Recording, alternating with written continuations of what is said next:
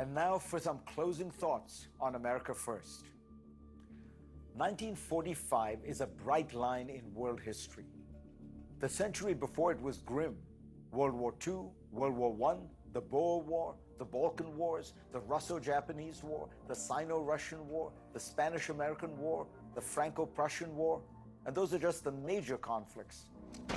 Since 1945, there have been wars. Korea, Vietnam, the Soviets and Americans in Afghanistan, but the number of them and the number of deaths in them have plummeted by more than 95% by Steven Pinker's 2011 estimate. Pinker also notes that successful territorial conquest declined to zero by the late 20th century, despite being the primary feature of war before 1945. This is why the Russian aggression against Ukraine is such a dangerous aberration. There have been many civil wars, of course, but Pinker showed that these have been less bloody than the major wars of the past. The reduction of conflict is just one measure of the changes in the international system since 1945. Countries before 1945 were autarkic, with largely closed economies, high tariffs, and for the great powers, captive colonial markets. Things worsened in the early 20th century as countries became more mercantilist and nationalist. That began to change after 1945 as the world economy became more open and interdependent, which led to huge rises in the average incomes and quality of life of people across the world. Average tariffs declined from around 20% in the 1940s to under 5% on most trade in 2016. Trade increased from $63 billion in 1950 to almost $25 trillion in 2022. And these numbers don't capture the massive increase in global supply chains, cross-border investment, and collaboration around the world. The result has been an almost five-fold increase in average income worldwide since 1950, adjusting for inflation. This did not all happen by accident. It happened because the world's leading nation, the United States, organized the world around a series of ideas that produced a very different international system than before, creating a watershed in international history. It chose to ask for no spoils for its victory.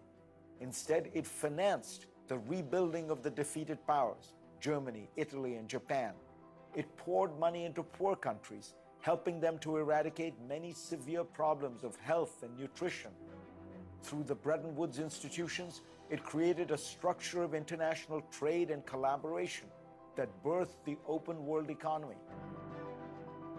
And with its efforts to force Europe's colonial powers to end their imperial roles, it allowed for a new world of independent nations. I'm not being naive. America was often selective, hypocritical, and wrong in doing these things. It still is. It often made tragic errors in using force to punish what it regarded as bad regimes, from Vietnam to Iraq.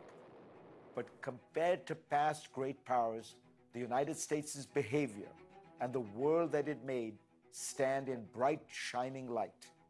This world would not have come into being had Germany won World War II. It would not have expanded massively after 1989 had the Soviet Union won the Cold War. It was not all an act of altruism. America genuinely believed that a world of openness, order, and liberty would be a more prosperous and secure world for all, especially the richest country of them all, itself. The evidence bears this out. The United States has stayed the world's leading economic power since 1945. Average income in the United States in 1945 was about $16,000.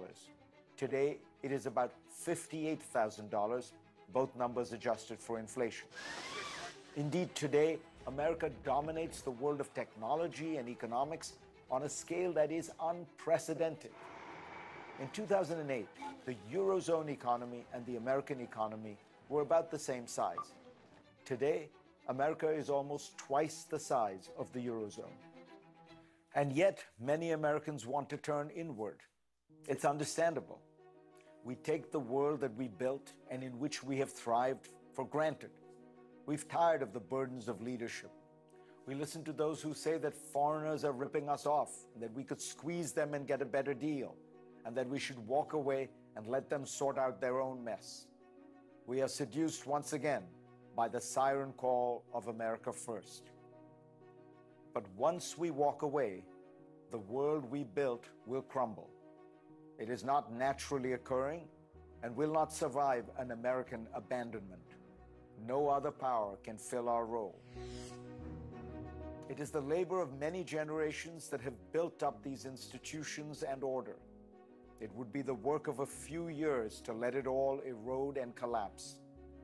Depending on how America acts over the next few years, we might be entering a new world.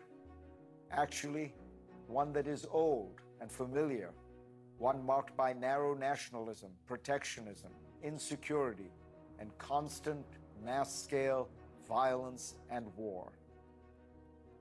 Thank you for watching this special hour on America First. I'm Fareed Zakaria.